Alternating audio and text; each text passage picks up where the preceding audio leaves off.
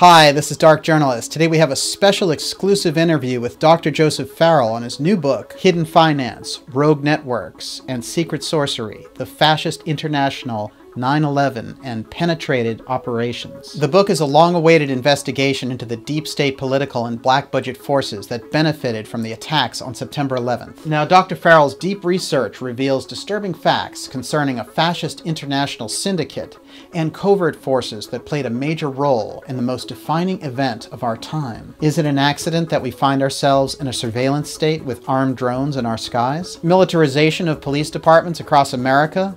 And a secretive, all-powerful national security state that's growing rapidly? Prepare for some eye-opening revelations. Here we go. Dr. Joseph Farrell, 9/11 and the Fascist International Trap.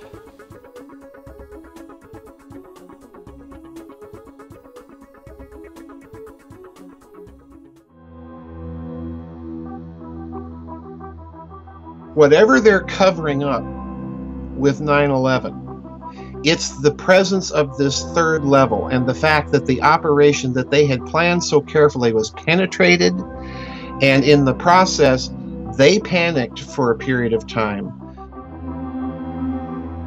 To my mind, Daniel, this is the third layer. You've got a fascist element, call it Mr. Global, like Catherine Austin Fitts calls it.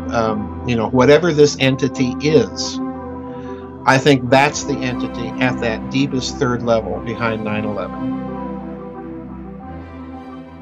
You know, deep events have been embedded in the very fabric of American society since the JFK assassination over 50 years ago. From Watergate, Iran-Contra, the October Surprise, to the creation of the WTO, there's been a steady effort by covert groups inside and outside of government to consolidate and centralize power to dominate the lives of the public. 9/11 and the subsequent authoritarian policies developed in its wake have threatened the very notion of a free and open society. But who organized it? One thing is for certain: the official story has been discredited by multiple sources. So let's go talk to Dr. Joseph Farrell.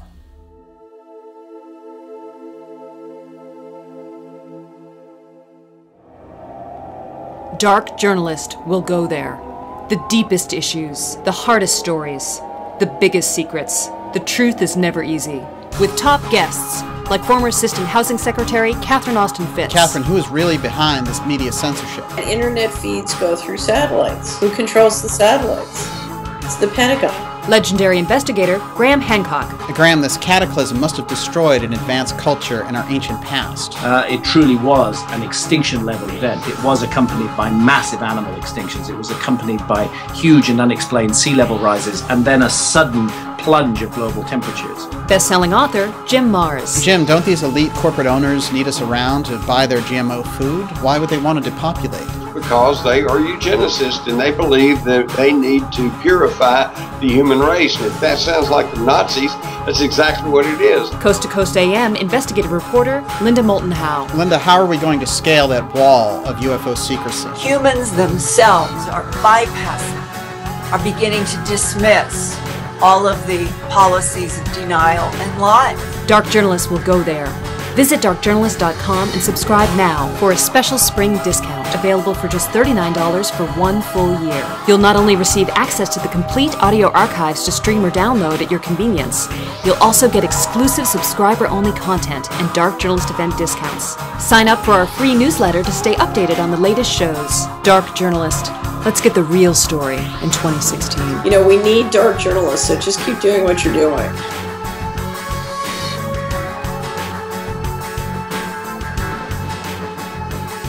Well, everyone, I think I told you that May was going to be loaded with revelations, and today will be one of the biggest. If you've ever wondered about the events of 9/11 and the authoritarian policies developed since, then this special series of episodes will give us all a lot to think about. So make sure you're signed up for the Dark Journalist newsletter so you can get these important episodes when they come out. And I can see that the rest of May and June have some real breakthrough episodes happening, so make sure you're on board. Joseph, it's great to have you back on the show. The book is intriguing from beginning to end, and I highly recommend it. I think it's one of your best books. Thanks for having me back. And we're going to dive in deep into the implications of it all. But first, I wanted to ask you, since I know that the event had a huge impact on you, where you were when you first got the news and what you were doing. And when did you first realize that the event was not exactly what it seemed to be? Well, yeah, I came home from the casino. I was the ranking graveyard shift floor manager. And I got off my shift early that morning. I came home. I went to bed. I had a friend staying with me at the time. And just as I was going to bed, he was coming out of the guest room and getting up. And I said goodnight and went to bed. And the next thing I hear, as I'm kind of dozing off, to sleep, I hear, oh my God, coming from the living room. And this didn't stop, So finally I got back up, put on my bathrobe, came out and said, what's going on? And he just gestured like that. And he said, look, and, there on the television was the North Tower burning. And as we were watching that, the South Tower was struck. And instantly I thought, oh no, one plane hitting a building is coincidence. Two is an attack. Yeah. And so I stayed up and watched as the morning proceeded. And then we had the Pentagon and we had the fires in the old executive office building right next to the White House there in D.C. And as I'm watching, and as the talking heads are beginning to put out the theory that, there's some danger that the towers might collapse because of the fires. And at that point I thought, no, that's a meme that they're starting to drive. And that means if they're starting to plant that meme, then this is an inside job. And then the peculiar behavior of President Bush, he gave that press conference at the elementary school, says he's going to be flying back to Washington. And then the next thing we know, he's turning up at Barksdale in Louisiana. He gave that talk and no mention of terrorism, which had been up to that point being driven and driven and driven. I thought, gee, that's peculiar. Barksdale. And then he goes on to Offutt. And I thought, whoa, there's something else going on here. Besides, those are the command headquarters and backup command headquarters for the nuclear arsenal. And I thought, whoa, this is far beyond terrorism. There's something else going on. And then the towers came down.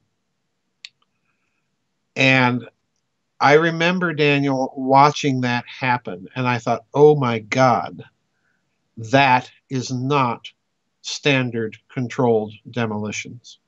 That is not the result of a fire. That is some very sophisticated, it looked to me like, just like Judy Wood, it looked to me like it was an exotic energy technology. Right. I wasn't even thinking at that time in terms of standard controlled demolitions or mini nukes or nanothermite or any of the stuff that came out later. I was thinking, yeah, this thing is being peeled like a banana and it's falling apart as it's being peeled. I thought, no, there's a problem here. There's a third level. And the reason I thought that was, number one, we had the terrorist narrative. Even that morning we were hearing about Osama bin Laden. Mm-hmm.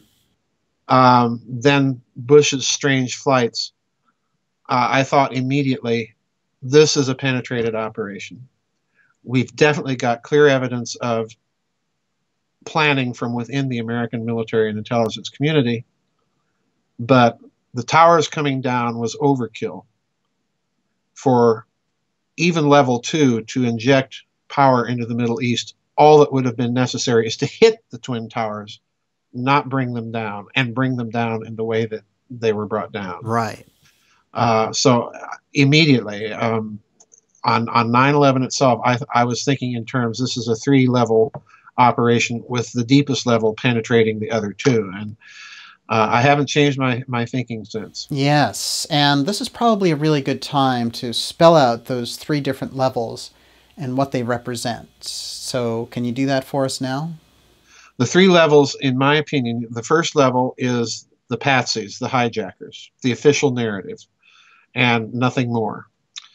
The second level is the level of planning and coordination that would have and could have only come from within the American military intelligence complex. You have all of those concurrent drills that are mirroring exact aspects of the actual level 1 operation.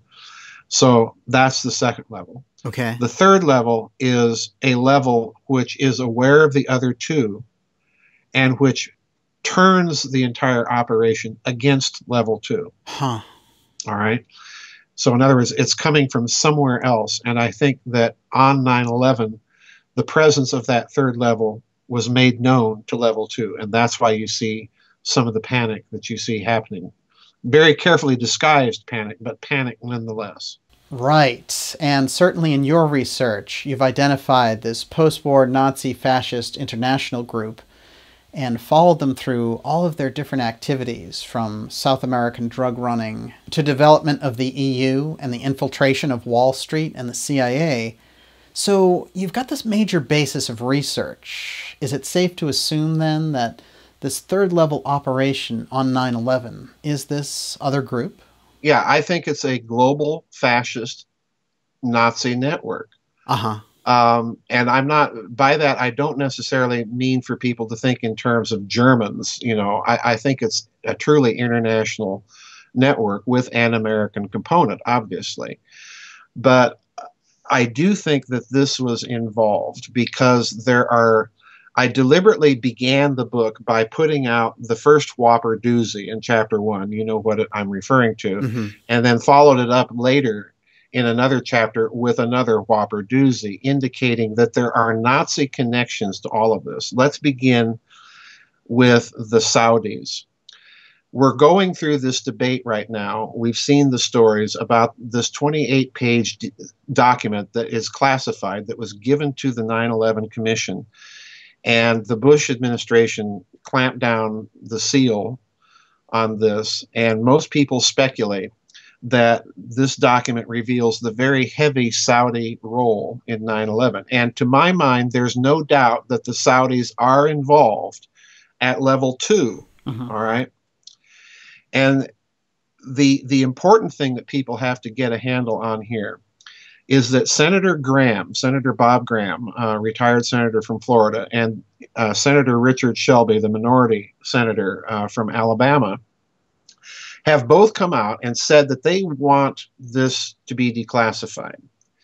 And Shelby said, I think it was Shelby, it may have been Graham, but one of them said that this classified document reveals the role of foreign governments in 9/11. In other words, they used the plural. Right. And in the context, obviously, the Saudis are one of the governments that they're implicating.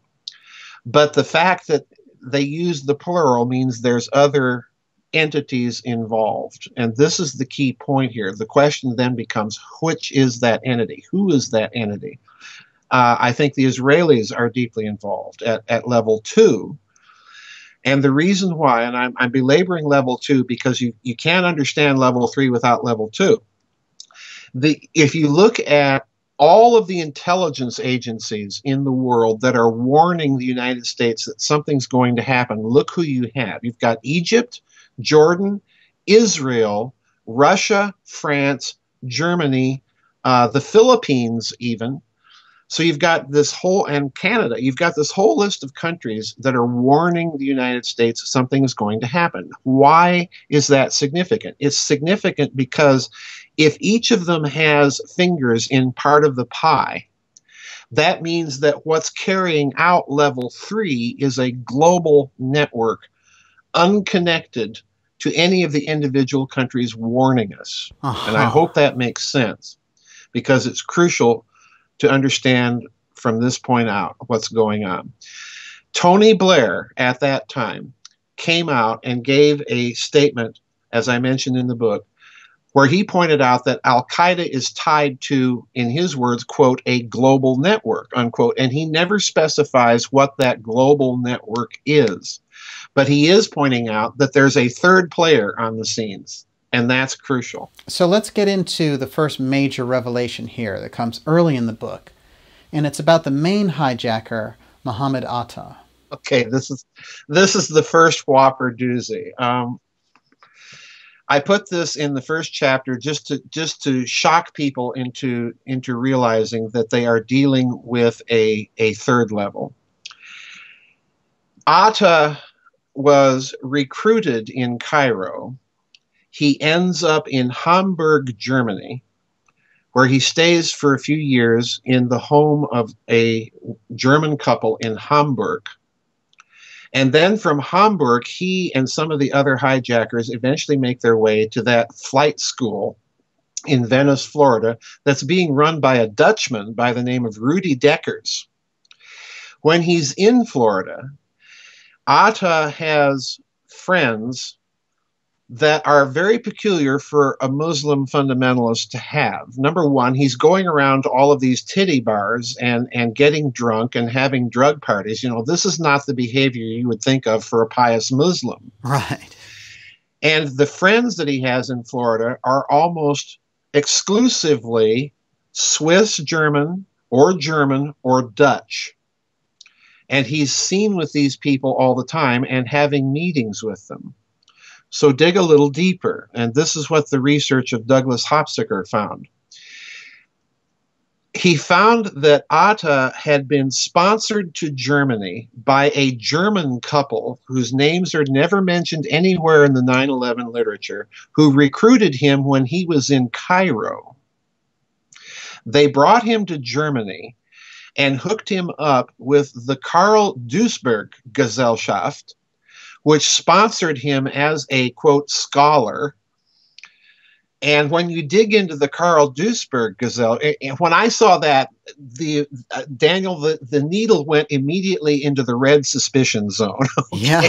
Yeah, I can imagine. I know the name Karl Duisberg and what he is, you know. Right. And the fact that this fact is squatting in the middle of the whole 9/11 research community, and none of them, with the exception of one individual, none of them know the significance. That's so interesting. Karl Duisberg was the chairman of the German chemicals firm Bayer during World War I and shortly after.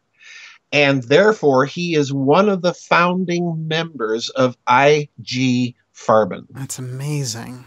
So in other words, you've got an IG Farben society, essentially, that's sponsoring Mohammed Atta to come to Germany. And then he ends up in the United States at this flight school being run by Dutch and being visited constantly by Germans, some of whom are supplying him money. That's unreal. Now, as if that's not enough, one of his associates is one of Atta's associates is a fellow by the name of Peter Boehringer from Switzerland, who, when you read this guy, I mean, this guy is a racist, anti-Semite, you name it. And this guy is either... There's no two ways about this. This guy's either a radical Muslim or a Nazi or both. Okay, so he's a real winner here. That's the only way to color this.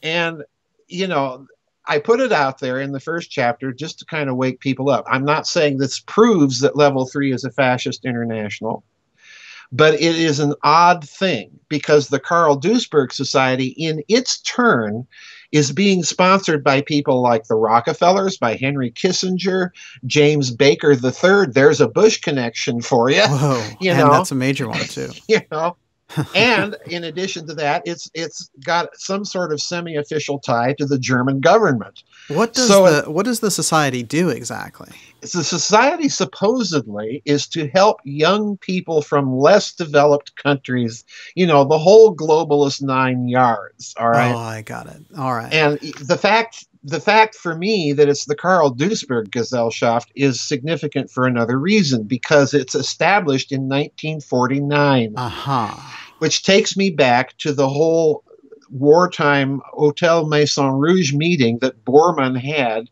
where he basically tells the German industrialists, okay, you're going to open up a bunch of front companies, and societies and foundations would be one aspect of that. And we're going to funnel Nazi party money to you, and you're going to have Nazi liaison officers, and we're going to use this to build Germany and Europe back up after the war. And again, this is Martin Bormann, who was Hitler's right-hand man and essentially the leader of the post-war Nazi power group that you're talking about. So what is the essence and significance of this 1949 meeting? What does it have to do with the society? So in other words, the timing of the founding of the Karl Duisberg Society is, to me, highly suspect. So you've got all of these coincidences working now with Mohammed Atta. He's got this very odd connection to a society with its own very odd connection to IG Farben, you know. Wow. Well, what's amazing about that, and what I think shows that they were trying to hide his connections early on, was a strange report that there was a recording floating around out there that he had met with Czech intelligence previous to 9/11. Right. And later on, of course, the story got pulled, but they had Right. pushed it pretty hard there early on. And I always wondered, what would he be doing meeting with Czech intelligence? Exactly. Exactly. Well, he spent a lot of time in Germany. He spent a lot of time in Germany, and there's some researchers that come right out and say, Hopsicker among them, that the key to 9/11 lies in Germany. Now, that's a disturbing statement in itself, you know. Well, in light of your research, in the light of my research, it's very disturbing, you know. I got to tell you, I shared that bit of information about Atta before the book was done with a person that's very well known to you and me both. Right. And she said, "Oh my God!" Yeah. That Oh was her yeah. initial reaction. She said, "Oh my God, that's huge," and no one gets this. And Oh, I it's said, "No." really a breakthrough. So yeah, I'm not basing the case on that fact alone, but there's another fact that, to my mind, almost cinches the fact that whatever they're covering up with 9/11. It's the presence of this third level and the fact that the operation that they had planned so carefully was penetrated, and in the process, they panicked for a period of time. You know, Dick Cheney disappeared for months after 9/11, and when asked what he was doing, well, he's doing security work. Well, I suspect that what Cheney was doing was cleaning out the national security structure and recalibrating code names and shutting down all the access points that they suspected may have been accessed on 9/11 by level 3. But anyway, there's another connection, and it goes back to the Saudis and the Bin Laden group. Mm-hmm. And this connection to me was when I found it, Daniel, you know, Atta was the clue that there was more there. And I really had to dig to find this, and I did. The Bin Laden group in Saudi Arabia, as everybody knows, is a huge multi-billion-dollar construction firm, and they have their fingers into just about every little pie that you can think of. Satellites, telephone communications, you know, you name it, they're into it. Their banker, up until 1996, I believe, was a fellow in Switzerland by the name of Francois Genoux, okay? A Swiss-French guy. Francois Genoux, when you dig into him, was quite literally the banker for the Nazi International. Why? Because he was the financial executor of the estate of Joseph Goebbels. Oh, so he's deep in there. Yeah, he's just right in there. He was the financial backer, or financial agent for Hitler's personal estate. He was running all of the Nazi bank accounts after the war in Switzerland. He was a personal friend to the Grand Mufti of Jerusalem, al-Husseini, who, of course, raised all those Muslim SS divisions for Hitler during the war. He was his banker. He was the banker for the Malmo, Sweden group of Nazis. He was the financier for the terrorist congress in Barcelona, Spain in the 1970s that included such luminaries as Yasser Arafat, SS Lieutenant Colonel Otto Skorzeny. So, this guy was, no doubt about it, a Nazi banker. And guess what? He's the banker for the bin Ladens. Oh. He's the guy that hooked the bin Ladens up with, guess who? Our good friends at Deutsche Bank. Oh, it's a real mover and a shaker. For me, this sort of closes the circle. Yeah. What they don't want for anyone to find out with the Saudi connection is the Nazi connection, and that's the deeper level. Because you cannot finance international terrorism without a global intelligence network and without a global financial network. And at the same time, you cannot penetrate American operations unless you've got a presence in their security apparatus.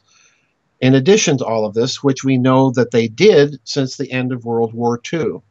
So in other words, to me, I think what 9/11 was, in a certain sense, and I suggested this, I hinted at this in The Third Way when I said that the war on terrorism may be a war, a camouflaged war that's against something entirely different. Right. And I think that something is this international global fascist mafia, whatever you want to call it, that is really behind everything. I think 9/11, therefore, was the divorce. When the towers came down, the divorce papers were served. Mm-hmm. And it's been a mad scramble ever since because nobody knows who the real enemy is. I mean, Islam cannot do anything on its own without importing it from the West. Nazis, on the other hand, are perfectly capable of pulling something like this off without any regard to human life and using Islam as the pawns on the chessboard to do it. So to my mind, Daniel, this is the third layer. You've got a fascist element, call it Mr. Global, like Catherine Austin Fitts calls it. Whatever this entity is, I think that's the entity at that deepest third level behind 9/11. And they serve the divorce papers to level 2 and level 1 all at once. Extraordinary. And we could say that the original marriage took place at the end of World War II and included the creation of the Bilderberg Group and the S&C Wall Street players, right, which inaugurated all of these deep connections, including intelligence agencies. Right, yeah. The marriage takes place when Alan Dulles is put in contact with SS General Karl Wolff in 1944. Guess who puts them into contact with each other? Who is it? Francois Genoud. Oh, there he is again. He's a real major player. He's the little financial spider with his fingers in all these pies, and he's the one introducing General Wolff to Alan Dulles. And then, of course, Reinhard Gehlen follows up. They make that deal, we'll keep all of this Nazi intelligence network in place because we need it to fight the communists. Well, talk about a stupid deal. I mean, you're going to trust Nazis? Yeah, great plan. And this is amazing because the guy's work spans from the 40s and the war years to the 90s. All the way up to the 90s. So Yep. 50 years of secretive financial influence right at the heart Right. of these hidden geopolitics. Right. And let's not forget, he's from Switzerland.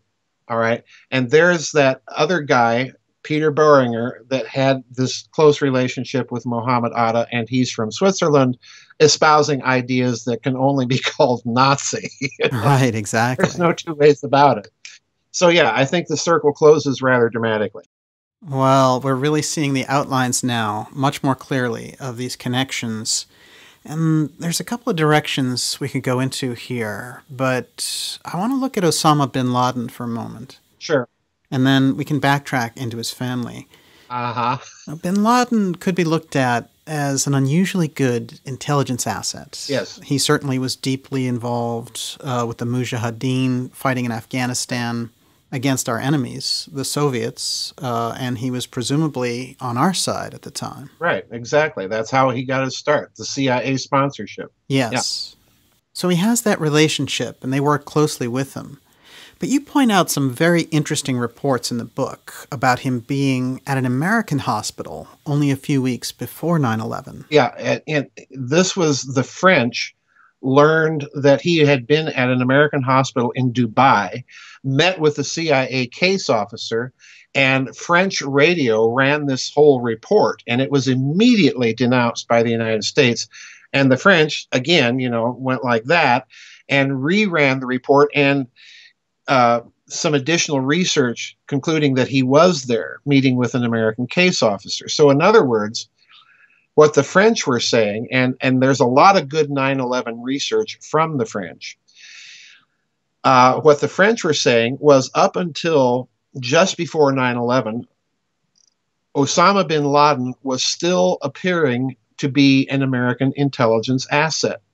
And I think that's entirely plausible for several reasons, not the least being that during the Clinton administration, there were several times, as we now know, where various governments, including the Sudan, tried to offer bin Laden to us. And for whatever reason, the United States declined. Mm-hmm. Well, if he's supposedly at the top of your terrorist list, why do you not take up an offer to apprehend the guy and interrogate him? The second reason I think bin Laden was, up until 9/11, an asset, and probably after 9/11 was an asset, is because you had persistent rumors from, say, 2002 up to 2004, and then his final death, where he had died under different circumstances. So in other words, bin Laden is kind of the Hans Kammler of the whole 9/11 saga. He dies 4 or 5 times under different circumstances each time, and this is all being reported in the mainstream media. So to me, that signals data obfuscation. And if there's data obfuscation, there's an intelligence network involved. Yeah.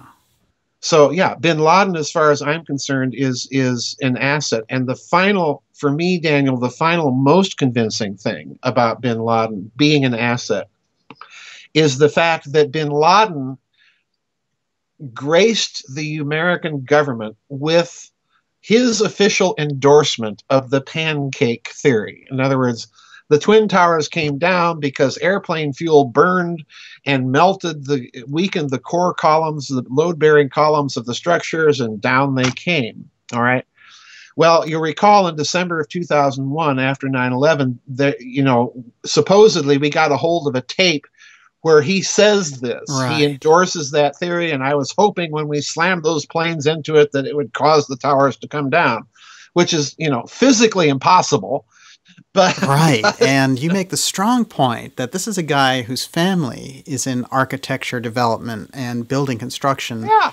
He's not likely to make that kind of a mistake. Yeah, the bin Laden group knows that this ain't going to happen. So here's this guy conveniently endorsing the American government's official line. So in other words, and even those tapes are suspect because, as the Saudis and the Germans pointed out, the Arabic translation isn't even accurate. Exactly. So in other words, it appears that this video was a concoction to have him endorse the official line. Maybe they called him up in his cave in Afghanistan and said, "Hey, we need you to do a tape for us." Right, yeah. Who knows? And it's a heck of a convenient statement from him at that time. Oh, sure. Yeah. Yeah, because there's a lot of rumors starting to circulate at that point that the official story doesn't add up.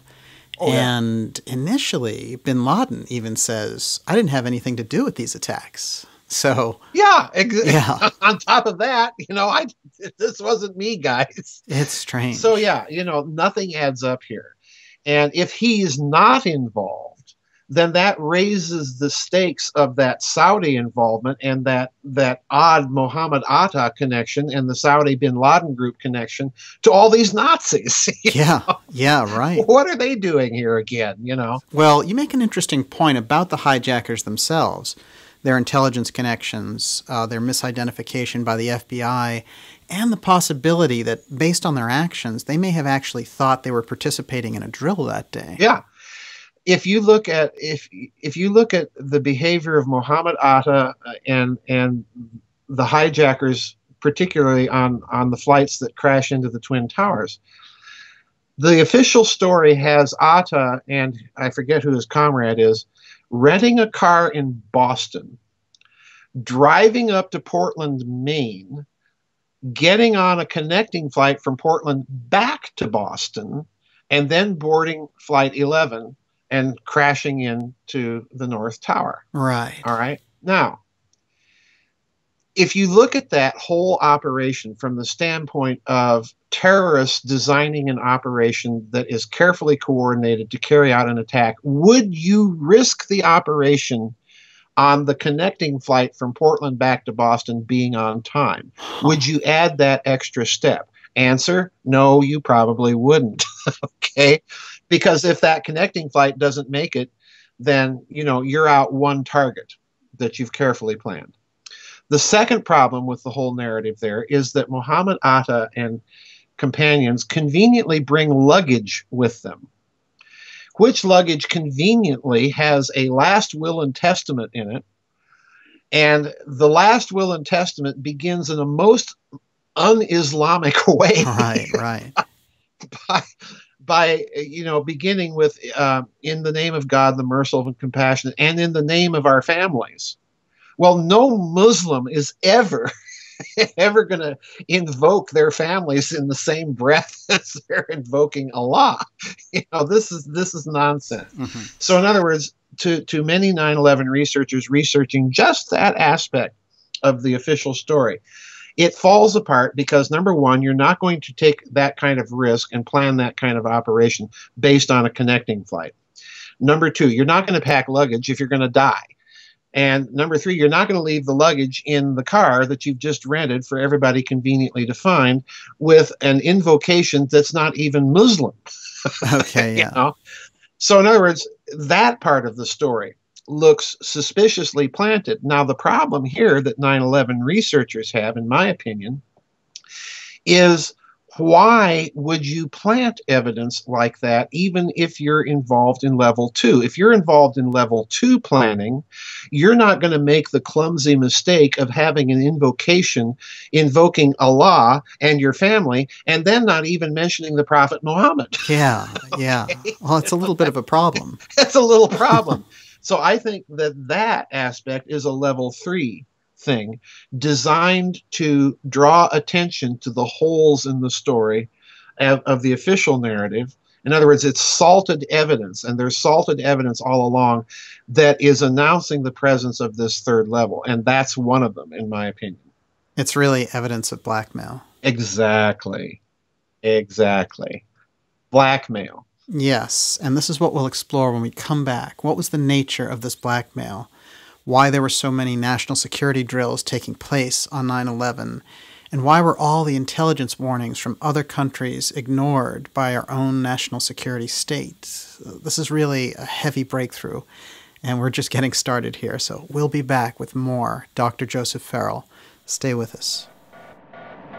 Go deeper with Dark Journalist. Subscribe now and you'll have access to the complete audio archives to download or stream at your convenience. Receive advanced updates and discounts on Dark Journalist events. Enjoy exclusive subscriber-only content. Go deeper with Dark Journalist. Visit darkjournalist.com and subscribe now for a special spring discount, available for just $39 for 1 full year. Dark Journalist. The truth is never easy.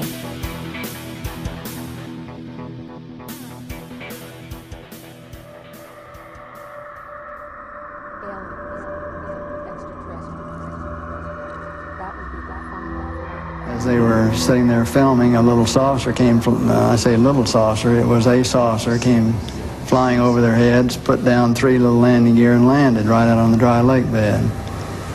And they picked up their cameras and started over toward it, filming as they went. And when they got in fairly close to it, it lifted up, put the gear back in the wheel wells, tipped up, and took off at a great rate of speed.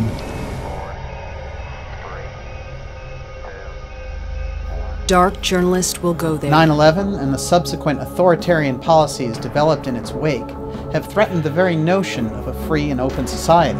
Hidden technology. So in other words, the possibility exists that you have here a machine that is manipulating magnetic fields on a planetary scale that has nothing to do with particle physics. The black budget. But there's no such thing as getting away from the corruption, because it is literally It is now integrated into every economy in the globe. Geoengineering. I'm talking about right down to the DNA level. Imagine that you have now put microprocessors and sensors, along with everything else, into every human body. For more deep interviews, special reports, and documentaries, visit darkjournalist.com today. Dark Journalist, the truth is never easy. And we are back. This is Dark Journalist, and today we've got part 1 with Dr. Joseph Farrell, his new book, Hidden Finance, Rogue Networks, and Secret Sorcery, The Fascist International, Penetrated Operations. It's just being released as we speak, and he was gracious enough to give us the first real interview on this. Really mind-blowing, extraordinary work. And to have this kind of depth when looking at a deep event like 9/11 really illuminates some of the heavy obfuscation on this tragedy and its global implications. Now, Joseph, we're looking at level 3, using some messages to communicate to level 2. What's at stake? And using this blackmail, essentially. So how should we look at this network's aims to understand the kind of goals they have in mind by using these tactics? Think the 2008 bailouts. All right. There you have all the bankers in front of Congress saying, yeah, we need X amount of dollars and we need it real fast, but we can't have any oversight as to what we're going to do with it. Now, to me, that's a kidnap victim with their gun to the head. Mm-hmm. With a gun to their head. Somebody's got a gun to their head in those bailout hearings, and that's what they're covering up. And I think it's deeply connected to 9/11. It has that strange feeling again, somehow. Mm-hmm. Now, what I find truly fascinating about the 2008 crash and bailout hysteria is that sense of urgency going on behind the scenes. So there were congressional leaders telling the representatives, you have to vote for this, or you will see martial law. Yeah. Now, that's a real gun to the head. Yeah, it was. It was. And the question is, who has that gun that they can hold to the head of the United States Federal Reserve? We all know the conspiracy theories about the Federal Reserve. It's owned by the Rothschilds. It's owned by the Rockefellers and so on. All these private, very wealthy families that are supposedly part of the high plutocracy and elite of the West. And if you can hold a gun to those people, then who really holds the gun? And I go back to what I said many times with dear George Ann Hughes and many other people about that deal that was made with the Nazis at the very end of World War II and then carried forward into the early founding of the Bilderberg Group. When you're dealing with Martin Bormann, you're dealing with Dick Cheney without the warmth and charm. And sooner or later, all of those markers for all of that Nazi loot is going to come due. And they have the network to carry it off if they need to. So in other words, it's a mafia. You have the capos around their table smoking their cigars and drinking their brandy with each other, while out on the streets they're shooting at each other. I think this is what you're looking at. And there has to be a group of sufficient power and global extension with their fingers all over the world, with deep connections to Islamic radical groups, as the Nazis had. So yeah, I think you're looking at the real possibility, and I emphasize the word possibility, that you're looking at a real possibility that 9/11 was the service of the divorce papers. Looky what we can do. We're inside all of your operations. We've got your codes, and we've got some rather interesting technology that can destroy whole buildings. So yeah, I think the divorce papers were served. That is fascinating. Well, let's get into level 2 now, because level 2 is what the 9/11 investigators in the alternative research world look at. And of course, there's a lot of acrimonious debate around the questions of level 2, and many different camps with many different ideas about it. But in any case, level 2 is important, and it's an important component if we're to understand the third level and ultimately the entire operation. So we have the official story, which has so many holes in it that researchers were able to go in there and dissect the reports, and many of them realized, well, this isn't the truth. Right. And they came up with a number of different scenarios to arrive at the real story. So again, the 3 layers that you've identified are level 1, the hijackers, the patsies essentially, those that were on the planes and showing up at airports to play this role. Right. Of course, right after the incident, we saw the face of Atta, for example, flashed on 1 million screens that day, conjuring up the Muslim extremists took the planes down image in our minds. Who likes to visit titty bars and have drug parties? Yeah. Yeah. He's a real Muslim guy. Yeah, pretty non-traditional. We have the other hijackers who are training in this flight school and are notoriously terrible pilots, according to their flight instructors. And a quick thing about Atta that you've mentioned before is that he has German friends there at the flight school. Yeah. Yeah, he's being constantly visited by people with names like Jürgen, Wolfgang, Hans. It doesn't quite add up, does it? We don't find very many Mohammeds or Abdullahs or people like this visiting Muhammad Atta. That's a little clue that something's up. Definitely. Well, he's quite the European Renaissance man, apparently. Yeah, he's quite the European Renaissance. And, he speaks, in addition to this, he speaks Hebrew and German, which, raises the suspicion bar again. Atta's father claimed that Atta was actually working for the Mossad. So, you've got all of these very weird things about him. But the flight school itself, interestingly enough, was involved apparently in drug smuggling and computer technology smuggling using planes that were also being smuggled, and get this, over the Arctic Circle. Huh. And this, again, is according to the research of Daniel Hopsicker. And when I read that, I thought, wait a minute here. The Arctic Circle, you can trigger a nuclear war. Oh, boy.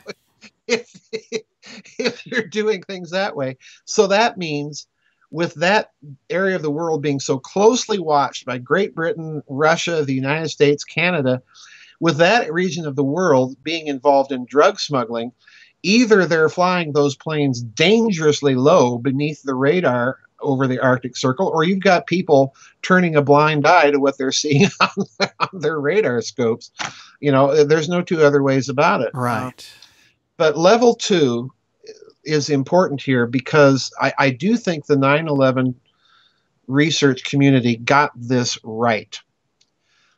You could not pull off an operation like 9/11 concurrent with so many drills on that day, mirroring various aspects of the actual 9/11 operation itself, if there were not some element within the American military-industrial intelligence power structure involved in the planning of the operation and in its execution.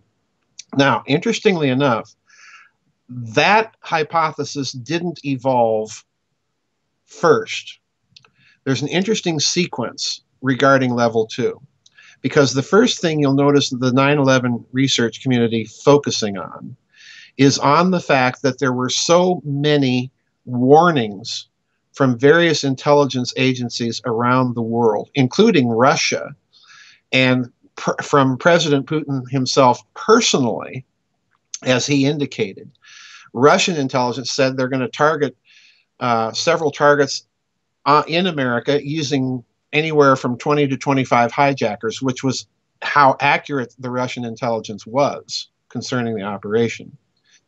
Now, the fact that there were so many warnings led to the early hypothesis called LIHOP, let it happen on purpose. In other words, the American power structure, they argued, had these warnings. They decided to let the operation go forward, to let it happen, so that they could use that as the pretext to project American power into the Middle East and seize all the energy assets there. That's the reasoning. But then, as the research continued to unfold, they pointed out all these drills. Webster Tarpley at one point, I think, says that there are something like 46 concurrent drills on 9/11, all mirroring aspects of the operation. So in other words, when you get that kind of precision, it's not simply a let it happen on purpose. It's now a made it happen on purpose. It's part of the plan. It's a deeply planned, well thought out, covert operation. And then you add my third level, it gets turned inside out. Because again, you wouldn't need to collapse the Twin Towers to achieve your objective of having something big, huge, and dire happen to project American power. When the towers come down, that's the surprise. All right, in my thinking. Right. And it's how they come down that's also the surprise. We can get into that later, but yes, they're powderized, they're pulverized. They're powderized, they're pulverized. One of these unusual drills that's taking place on 9/11 is called Amalgam Virgo. Yes. That one's important. Amalgam Virgo is hugely important. They're all important, but Amalgam Virgo basically is an operation where hijackers are crashing planes into buildings. And there's another drill where hijackers are crashing planes into the National Reconnaissance Office, our spy satellite office, on 9/11. So the National Reconnaissance Office is evacuated during 9/11 because of the drill. You have other drills around the country where military bases are being closed down to external entry. So in other words, the whole, we go back to President Kennedy and his assassination and the security stripping around him that took place in Dallas. Yes. In the case of 9/11, they're stripping security from the entire country at the same time that they're placing all of our nuclear forces on alert. That's so dangerous. Which the Russians are watching. This is the other thing that we forget. The first person that Bush calls foreign leader is who? It's Vladimir Putin. And, he just informs Putin, we're going into Asia, don't stop us. Well, I think that part of that don't stop us is the fact that all of our nuclear forces are on alert. They're ready to press the button, which thank God they didn't. Yeah. But yes, Amalgam Virgo is hugely important. It's drills like that are the indicator that level 2 is some rogue network within the American military and intelligence community that has planned and conducted the operation. All right. The third level shows its hand both with the codes business and in the way that they bring the towers down. And please understand very carefully what I'm saying here. There are, to my mind, 4 major hypotheses of the destruction of the Twin Towers. All of them are controlled demolitions hypotheses. The first one is, and the reason I'm getting technical will be apparent in a minute. The first one is controlled standard demolitions, explosives in the building that were there that brought the buildings down. The second hypothesis is the nanothermite hypothesis that Dr. Stephen Jones pointed out in a paper, that there were nanothermite particles in the rubble from the Twin Towers, and therefore the mechanism is nanothermite. Then you have the mini nukes people that point out, no, that can't work because there are hot spots at ground zero for weeks and months after the event, and that can only occur. Plus, you have radioactive components, tritium, strontium, products of nuclear processes that are there in more than natural abundance at ground zero after 9/11, and therefore we've got nuclear weapons, mini nukes of some sort, involved in taking down the towers. And then finally you have the directed energy hypothesis. Why is this important? Well, first of all, unlike most 9/11 people, I think that there is evidence for a variety of mechanisms being used. And this is where the levels become important. Because standard controlled demolitions would be the most easily accessible technology.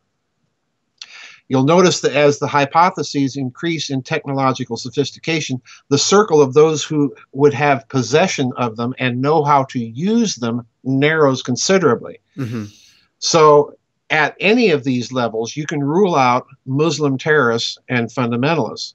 Because first of all, in any standard controlled demolitions theory, you have to go in and prep the building. Good point. You have to plant the explosives. And there's no evidence that I can tell anywhere in the 9/11 research literature that suggests a bunch of Arabs are going into the Twin Towers and wiring it for destruction. Yeah. It's just not there. The problem here then is you've got, with increasing technological sophistication, you're getting a narrower and narrower circle of people that could have pulled it off. All right. Especially with the so we're going into level 2 here.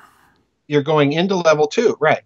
So the controlled demolitions, the nanothermite, and maybe even the mini nukes idea are level 2. All right. And there's evidence for all of these. This is the problem.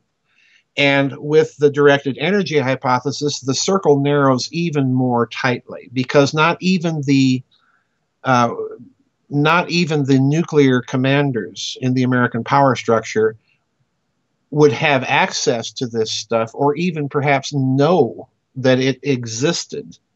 So in other words, right there with that mechanism, you're pointing the finger at something much deeper than the ordinary hidden command structure of the military-industrial intelligence complex.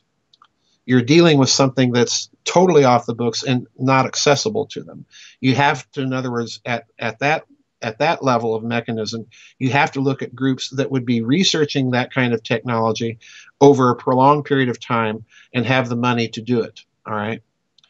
And you know, that's our breakaway civilization idea. Another code name for this global group, whatever it is, this global fascist mafia, whatever you want to call it. So would you say then that we're going from level 2 now into level 3? What I'm suggesting is that the evidence itself suggests there's more than one mechanism in play destroying the Twin Towers. And therefore, if you're level 2 and you think, okay, it's all gone smoothly, press the button and bring those babies down. Okay.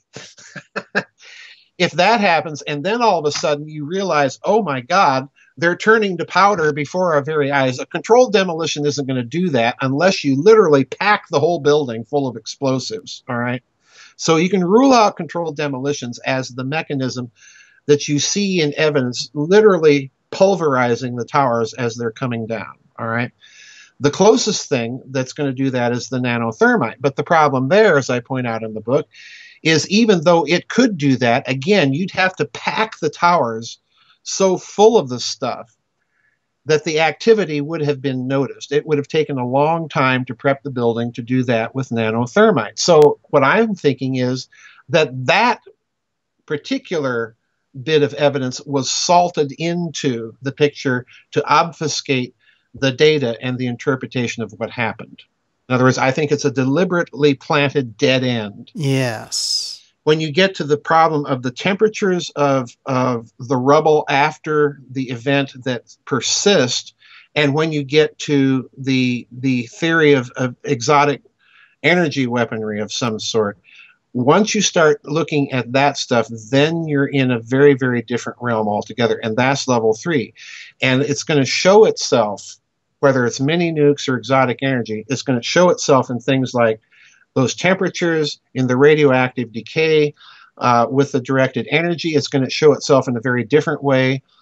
Some of the eyewitnesses, as the towers are collapsing, say some very strange things that are, to my mind, indicative of the presence of very, very high energy, energetics on that day, and we can get into that. But at that point, if you're level 2, and you start seeing this and hearing of this evidence, you know there's a third player on the block that you didn't intend to interrupt your operation. And that's when they know they've got a problem. So they know they've got a major problem, and now that problem has access to the most sophisticated weaponry. The most sophisticated weaponry, and it's penetrated virtually the entirety of the American security complex. The DEA, the DIA, the CIA, the FBI, you name it, they've got the codes. Yeah.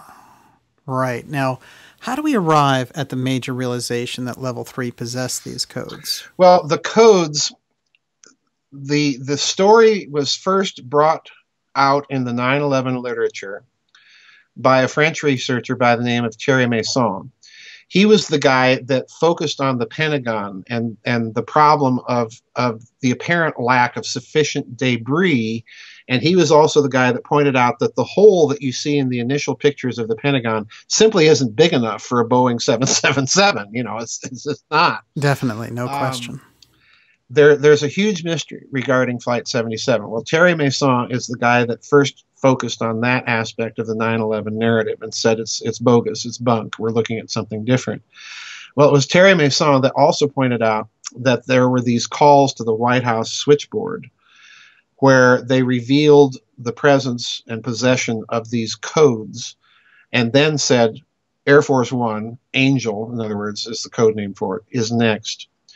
And it's at that point that you see Bush, while he's in Florida, change from the calm, oh, nothing's really happening, let's finish the little story and go on with our photo op. Somewhere between then and getting back on Air Force One, they realized that they had a real problem, and he scoots to Barksdale and then up to Offutt after having said he was going back to Washington, D.C. So in other words, the story changes. Something happened in that time frame to indicate that they had a real problem, and that he had to get personal presidential control over the command structure of the American military, and particularly the nuclear forces. So there was literally a kind of a coup happening. Now, where did Level 3 get the codes? And, you know, hats off again to the late Michael Rupert, because he was one of the first researchers that found this aspect of the story and zeroed in on the software PROMIS, P-R-O-M-I-S, the prosecutor's information management software system, right, that the Reagan administration stole from the Inslaw Company back in 1983 and then modified with back doors and then proceeded to sell all over the world. And here's the interesting thing, Daniel. When you look at the countries that were giving America warnings about something happening on the week of 9/11, and you look at the countries that this PROMIS software with its modified back door was sold to, the list is astonishingly similar. Oh, really? It was sold to Canada. Canada's one of the countries warning us. It was sold to Jordan. Jordan's one of the countries warning us. It was sold to Egypt. Egypt's one of the countries warning us. It was sold to Germany. Germany's one of the countries warning us. And they even saw to it that a version was stolen by the Soviet Union. So in other words, what I suspect and what I outlined in the book is when you compare those two lists, the codes are not being accessed like most 9/11 researchers think of by moles, human moles, within the American command structure.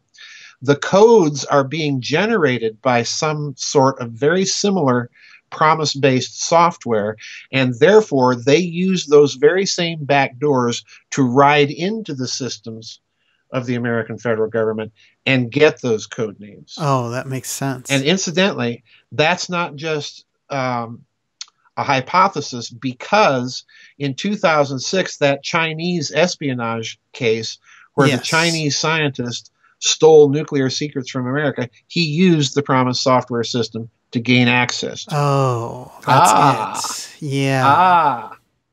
That is a major piece of the puzzle. You know, PROMIS and the story of how it was acquired and re-engineered to do a lot of dirty work for the deep state is where we're going to go next. So, Joseph, thank you so much. Outstanding. And we'll end part 1 here. But remember, this episode is going out on May 20th, and part 2 for subscribers next week is coming up. So this really is the perfect time to subscribe. Not only does it help the program, but the shows coming up are real breakthroughs, and you're going to want to be there first to get episodes like this one. You can get the book at gizadeathstar.com. Joseph, hang in there, and we'll start right into part 2. Thanks so much. Sure. Thank you for joining me for this fascinating episode with Dr. Joseph P. Farrell on 9/11 and the fascist international trap. You can find more special reports, deep interviews, and documentaries at www.darkjournalist.com. You You can also subscribe here to our YouTube channel to receive the latest videos. See you soon.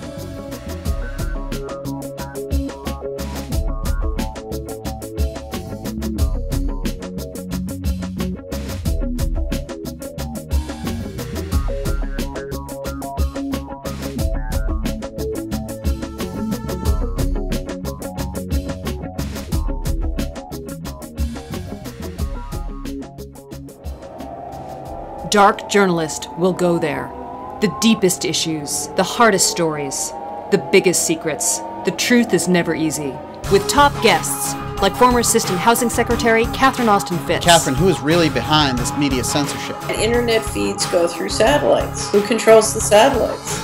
It's the Pentagon. Legendary investigator Graham Hancock. Graham, this cataclysm must have destroyed an advanced culture in our ancient past.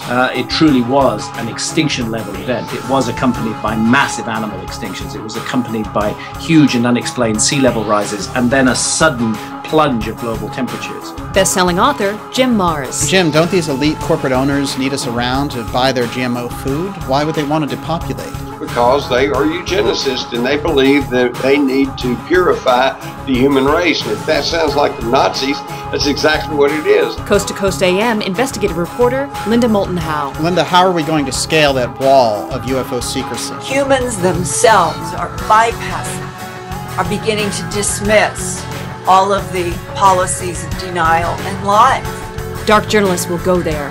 Visit darkjournalist.com and subscribe now for a special spring discount available for just $39 for 1 full year. You'll not only receive access to the complete audio archives to stream or download at your convenience, you'll also get exclusive subscriber-only content and Dark Journalist event discounts. Sign up for our free newsletter to stay updated on the latest shows. Dark Journalist.